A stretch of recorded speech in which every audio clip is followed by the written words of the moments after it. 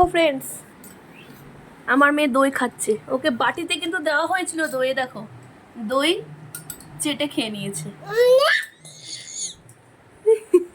তারপরে আবার এখানে হাঁড়ি, এরকম হাঁড়িতেও দিয়েছিলাম, সেটুকুর শেষ, একদম চেটে মুটে খেয়ে নিয়েছে। দেখো, দই খেতে খুব ভালোবাসে, তবে বেশি দেওয়া যাবে না, ছোট তো, যদি তখন পেট কামড়ায়।